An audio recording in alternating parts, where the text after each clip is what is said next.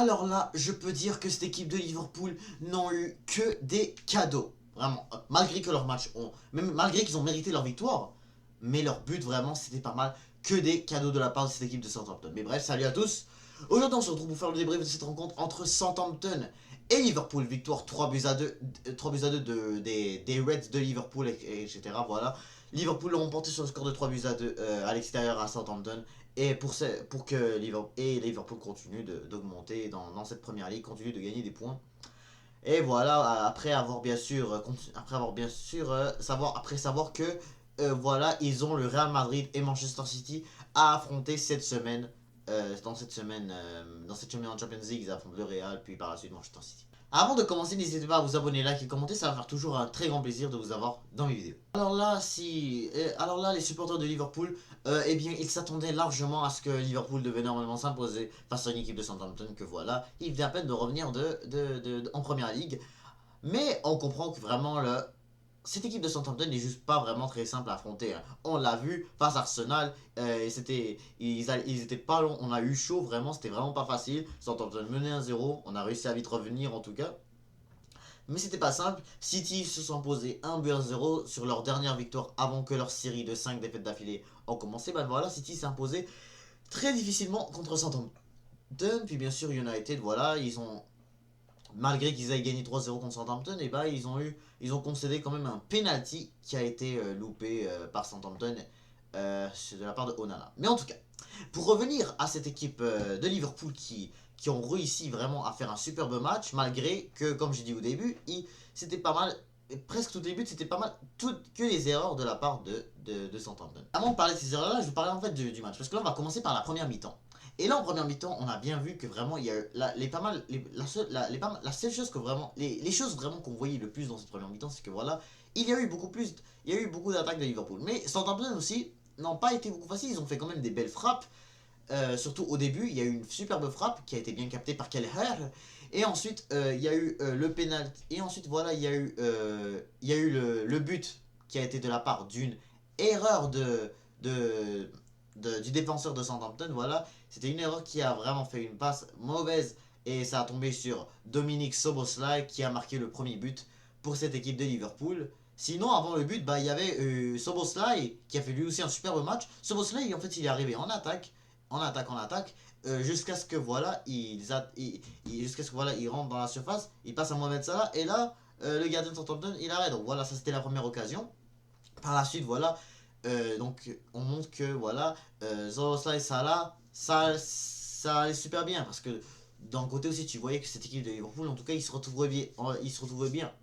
Ça a été le cas dans la plupart des matchs de cette saison. Faut dire qu'aussi le gardien de Southampton a fait un superbe arrêt parce que Cody Gakpo, comme on le connaît très bien, c'est un superbe joueur, c'est un super attaquant pour cette équipe de Liverpool. Il a fait un superbe dribble et la frappe a vraiment été puissante et ça a été très bien arrêté par la part du gardien de Southampton. Et aussi, il faut préciser que rendu là, il y avait eu un penalty. Juste avant le penalty de Southampton, voilà, il y avait aussi une superbe frappe de Southampton juste avant que Armstrong a eu le penalty. Il y avait une superbe frappe très bien arrêtée par Kelleher. Donc vraiment, la première mi-temps, comme je vous l'ai dit, ça a été pas mal, assez égal. Mais si je dois choisir un qui est supérieur, Liverpool devrait l'être. Il faut dire qu'aussi que les deux gardiens d'un côté, ils étaient exceptionnels aussi. Parce que là, d'un côté, t'avais le gardien de Southampton qui avait quand même fait des super arrêts en première mi-temps, 2 arrêts sur Mohamed Salah, et de côté t'as Kelleher qui était à ça de louper le penalty, parce que qui est à ça de arrêter le penalty du côté de Southampton, parce que comme vous savez, Southampton a eu un penalty en première mi-temps qui a permis à cette équipe de égaliser en première mi-temps. Le tir a été fait, mais Kelleher était à ça de l'arrêter, mais ça a été vite revenu et Southampton a pu faire l'égalité. Première mi-temps, ça finit sur le score de 1 but partout. Donc, on comprend que voilà, la première mi-temps a été quand même assez serrée, hein, parce que là, il y a eu beaucoup, même si que Liverpool a été un petit peu au-dessus, mais Southampton n'a pas été mauvaise. La deuxième mi-temps a vraiment mal commencé du côté de Liverpool, parce que là, 10 minutes après le début de la deuxième mi-temps, il y avait Southampton qui a mis le deuxième but pour Southampton, voilà.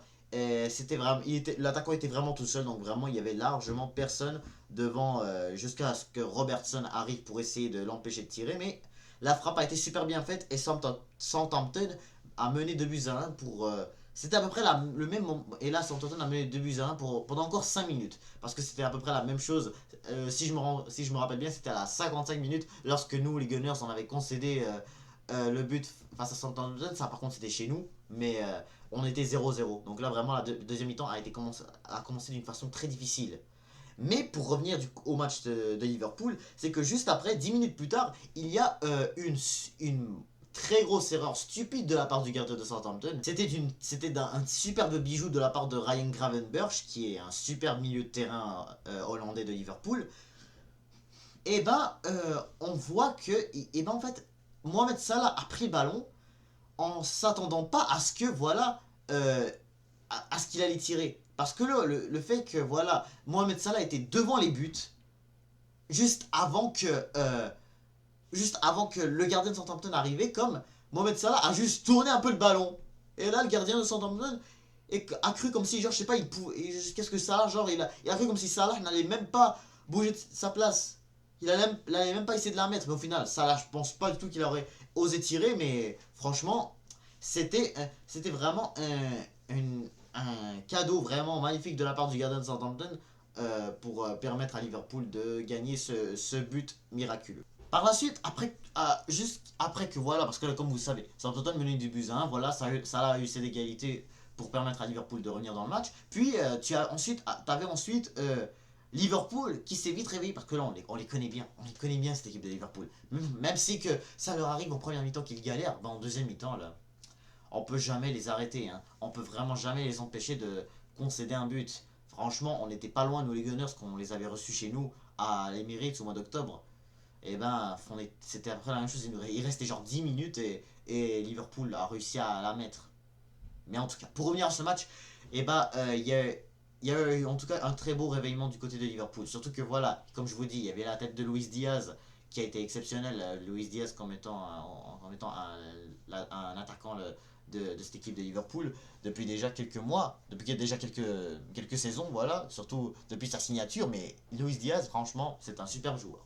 Et quand je dis super joueur, ben voilà, parce que Luis Diaz avait cette tête et c'était super bien arrêté.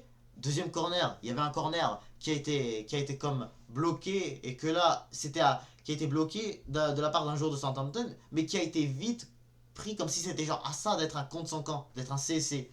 Et là, Liverpool je sais même pas ce que c'était en fait un CC ou est-ce que c'était Gakpo, mais là Liverpool vraiment commençait vraiment à se dire de vraiment se lever parce que de se réveiller un peu parce que là que tu perds des points juste avant de jouer un match contre le Real Madrid, contre City par la suite, ça peut être ça peut être inquiétant un peu, mais en tout cas. Et puis par la suite, voilà, il y a eu cette erreur vraiment stupide de la part de Southampton, encore une fois. C'était une main du défenseur de Southampton qui a permis vraiment à Liverpool de procurer un penalty. C'était vraiment une main qui est juste arrivée comme ça, la balle est arrivée comme ça en faisant un centre. Le centre allait rater. Il n'avait qu'à pas lâcher, elle aurait dû être sortie. Mais en tout cas, Southampton a fait cette erreur-là. Salah a super bien tiré son penalty. Et puis Liverpool, ça a permis à Liverpool de gagner ce match-là d'une façon très miraculeuse, mais très bien joué. Très bien joué, surtout qu'à la fin il y avait aussi un poteau de Mohamed Salah, ça aurait pu vraiment confirmer une superbe victoire pour de bon, sans vraiment, peut-être même que je me trompe un peu, mais franchement non. Liverpool ont super bien fait ce match. Pour moi, vraiment, il y avait des bons joueurs comme Salah, Gakpo, Luis Diaz, par contre ça me choque plus, l'attaque est super exceptionnelle. Le milieu de terrain, Gravenberch, toujours été exceptionnel, mais Szoboszlai, par contre, ça m'impressionne, hein, parce que Szoboszlai, à certains moments, il était beaucoup sur le banc pour Curtis Jones. Là, Curtis Jones, on n'entend plus vraiment parler beaucoup de lui. On parle surtout de McAllister, qui est surtout un super milieu pour Liverpool. Bien sûr, la défense, Virgil van Dijk, Konaté, ça par contre, c'est une défense vraiment incroyable, vraiment rebattable, parce que là, Liverpool n'ont même pas concédé, commence de plus en plus en concéder des buts. Mais c'est sûr que là, à certains moments, juste avant qu'on les affronte à l'Emirates, si je me souviens, ils avaient comme concédé, ils avaient comme vraiment concédé pas beaucoup, mais ils ont procuré beaucoup de victoires. Vraiment, ils continuent de mettre des victoires, et de surtout vraiment s'éloigner de City et puis de Arsenal. Ouais. Donc c'est la fin de ce débrief de ce match entre Liverpool et Southampton. Donc, et juste avant de finir cette vidéo, revenir un peu sur ce week-end, parce que là aussi, on a vu que Man United a fait match nul, un but partout pour le premier match de Ruben Amorim face au Ipswich Town. ce qui est vraiment choquant. Moi, qui m'attendais à ce que Man United puisse bien commencer cette nouvelle ère et que là, les supporters de United surtout disaient que Manchester United vont comme vont retourner en force comme si c'était le nouveau Sir Alex Ferguson. Mais ça commençait pas du tout comme je l'ai pensé, surtout que Ipswich Town, franchement, ils sont impressionnants après avoir battu Spurs avant la trêve et maintenant ils font match nul avec Manchester United. Ça devrait pas être un club qu'on devrait commencer à sous-estimer un peu, hein, surtout que nous, Arsenal, on a toujours pas affronté cette équipe-là. Donc on sait pas. Sinon, pour revenir aussi à cette équipe, pour revenir aussi, parce que j'ai parlé dans un short, j'ai parlé de Chelsea et de leur victoire face à Leicester City. Et ensuite, j'ai parlé aussi de, de Arsenal. Et surtout, voilà, que Arsenal ait gagné. Tottenham aussi, ils ont détruit Manchester City hier. Ça, j'ai parlé de ça dans un débrief hier, si vous l'avez vu. Si vous ne l'avez pas vu, allez le voir tout de suite. Et puis, aussi, revenir aussi sur les autres matchs parce que là, on va jouer, parce que le samedi prochain, on va jouer contre West Ham. Arsenal va jouer contre West Ham. Liverpool va affronter City. Alors là, je peux dire que nous, Arsenal, on devrait avoir quand même le match le plus moins compliqué. Sinon, il y a Tottenham qui affronte Fulham. Mais là, en tout cas, pour revenir au week-end prochain, c'est que là, t'as Liverpool et City qui vont s'affronter le week-end prochain. C'est les deux premiers de ce classement. Et qu'on verra un peu qu'est-ce qui va se passer dans ce match-là, c'est que Liverpool et Manchester City, en fait, vont devoir comme se clasher dans cette rencontre pour voir vraiment qu'est-ce qui pourrait s'arriver. Parce que là, Liverpool, en tout cas, là, maintenant, elle a que des victoires. Depuis le match nul contre nous, ils n'ont que gagné. Et ensuite, à Manchester City, ça fait maintenant déjà 5 matchs qu'ils perdent. C'est là où que je me dis vraiment que Liverpool devrait pas avoir normalement de problème à gagner. Mais on ne sait pas, hein. On ne sait pas. Parce que City, là, franchement, faut jamais, jamais, jamais dire quoi que ce soit avant que la saison soit finie sur cette équipe de City. Parce que là, City parce que vraiment City, on les connaît bien, c'était à peu près la même chose. C'était à peu près la même chose. Au mois de novembre, là, ils avaient de la difficulté à s'imposer, sauf qu'ils ne perdaient pas, mais au moins ils faisaient des matchs nuls contre Chelsea, Tottenham, Liverpool, et puis défaite Villa, voilà. Match nul contre Palace. Donc là, on ne sait pas. Hein. On ne sait pas. Et par la suite, rendu en 2024, ils se sont mis à faire que des victoires et quelques nuls, mais surtout pas de défaite. Pas de défaite. Donc là, on ne sait vraiment pas. Hein. On ne sait vraiment pas. City qui se prend un 4-0 à domicile pour que par la suite, ils deviennent champions plus tard. Après être maintenant, je crois, 8 points derrière Liverpool, là. Ouais, c'est difficile un peu quand même. C'est difficile, surtout que Liverpool, franchement, eux, ils n'ont vraiment pas grand chose de blessé. Ils vont avoir Alisson qui va revenir bientôt. Arnold je crois pas, je suis pas sûr si sa blessure est beaucoup énorme. Et Diogo Jota aussi qui a passé Diogo Jota qui est blessé. C'est pas mal les seuls. Même si que là, arrêtons de parler de nous maintenant parce que là maintenant on a presque tout le monde de retourné. De l'autre côté, il y a juste Benoît qui manque. Ensuite, il y a Chelsea qui va affronter Aston Villa. Chelsea, je sais pas, ils affrontent une équipe qui va pas être simple. Hein. Ça, c'est sûr par contre. Mais ce qui compte, c'est pas, c'est que vraiment Aston Villa, là, depuis les récentes années, là, ils ont quand même. Ils sont beaucoup imposés contre Chelsea et à Stamford Bridge. Donc on ne sait pas, hein. Vraiment, je ne sais pas qu'est-ce qui pourrait s'arriver. Est-ce que Emery pourrait réussir à empêcher Chelsea de gagner des points pour le week-end prochain? Ça, on ne sait pas parce que Chelsea, ils sont vraiment forts eux aussi, là. Ils sont vraiment forts. Et il y a beaucoup de joueurs qui impressionnent beaucoup dans ce club des Blues. Donc ça aussi, on ne sait rien. Donc là, je voulais beaucoup revenir sur ce week-end. Surtout que là, maintenant, Tottenham sont 3 points derrière nous après leur victoire de hier. Là.